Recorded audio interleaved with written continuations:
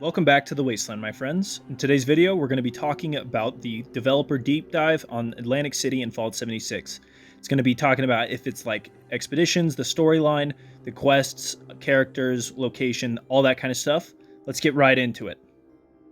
In this video, there were three main people, besides Lady Devon, of course, and it was the Ellis Tan, who is the senior quest designer, Josh Moretto, who's the lead quest designer, and James Phillips, who is the lead monetization designer. In this dive, they talked about how Atlantic City was relatively untouched by the nuclear bombs, and it's going to be more like Far Harbor from what I'm seeing. There's going to be lots of plant life, it's right next to the ocean, and it's going to be dark and pretty foggy in some areas, so expect it to be a lot like Far Harbor. Obviously, since it's Atlantic City, it's going to have some like gambling and stuff, and it's going to be a lot like Fallout New Vegas as well, with that kind of aspect of, gambling, slot machines, and even some of the factions kind of resemble Fallout New Vegas's, and we'll get into those right now. There's a lot of emphasis in the video about how Atlantic City is relatively untouched, and the real problems that they're really facing are the three factions, and those are the municipal government, which seem to be the good guys, they keep the water and the power flowing, as they said. The family, they're the mobsters, they control gambling, booze, and chems. And then the showmen, they control the entertainment, music, that kind of stuff. And then they also host deadly game shows. Alright, now let's talk about the actual storyline of the game. There's going to be a couple different stories happening. You're going to be able to free roam Atlantic City, and it's going to have expeditions as, it's an expedition, of course. So the first thing I wanted to mention, though, is that there's going to be this new thing called Devil's Blood. It's a new designer, high exclusive drug. There's a family running from Appalachia, and that's how we're going to likely know about Atlantic City. That's how we're going to get there.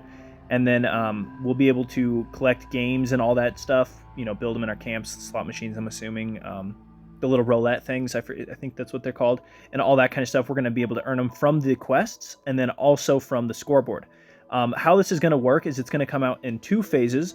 The first one is going to come out with 2 expeditions, and then the second phase is going to come out with 1 expedition, and then the ability to freely explore the city, along with a bunch of quests that are going to be available to do inside the city.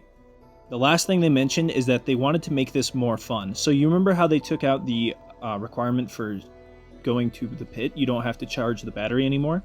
They were talking about that, and they're saying they're bringing a lot more of that kind of stuff, making it less grindy and more fun. So they were talking about like making it for the player. And then the monetization guy that everyone in the comments was talking about, like, why is he here? So that guy, he actually mentioned himself, the players are going to get super rewarded for it.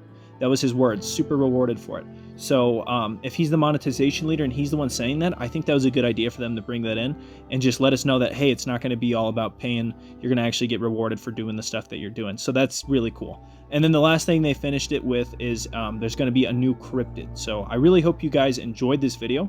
Let me know what you thought, what I could cover. I'm going to cover the next one, of course. Thank you guys all so much for watching. Let me know your thoughts and comments down below. I hope this is going to be good. The pit was great, but it just got boring so fast. So let's hope it's not like that. They're going in the right direction with letting us explore it, and the environment looks pretty dope. I love Far Harbor, so it's all leaning the right way for me. We also got to look at the new enemy. It's called the Overgrown, and it looks pretty freaking awesome and scary. Thank you all so much for watching, and may the Wasteland treat you with peace and prosperity.